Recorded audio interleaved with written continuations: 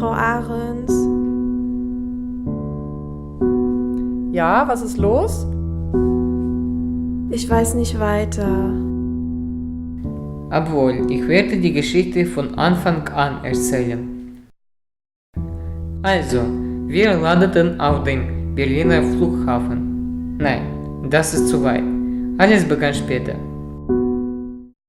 Es war der 3. Tag unseres Schulaustauschs in Deutschland. Alles war nicht schlecht. Uns begrüßten unsere deutschen Freunde sehr freundlich. Wir gingen zur Schule, besuchten Workshops und gingen in der Stadt spazieren. An diesem Tag sollten wir nach Berlin an den Bernauer Straße fahren. Wir fuhren dorthin, gingen spazieren und fotografierten die Mauer. Dann guckten wir einen Dokumentarfilm über die Mauer. Und dann bekommen wir unsere Rallye-Aufgaben.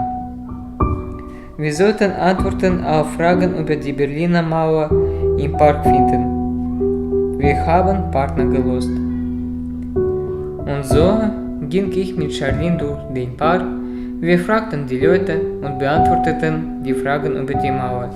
Schließlich hatten wir alle Fragen beantwortet, aber wir hatten ein Problem. Wir wussten nicht, wo wir uns mit anderen Schülern treffen mussten, weil wir uns sehr schnell an die Aufgaben gemacht hatten und Frau Arns nicht bis zu Ende zugehört hatten. Wohin geht sie? Was ist los? Warum weint sie? Nur Fragen, keine Antworten. Aber das Allerschlimmste war, dass ich nichts dagegen machen konnte.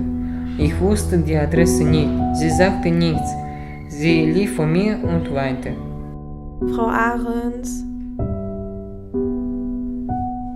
Ja, was ist los? Ich weiß nicht weiter. Wir gingen an Häusern entlang. Die Straße schien mir unendlich lang. Ich war zum ersten Mal in Berlin und ich hatte keine Zeit, die Stadt zu bewundern. Ich ging hinter Charlene und konnte ihr nicht helfen. Sie bog um die Ecke und ich folgte ihr.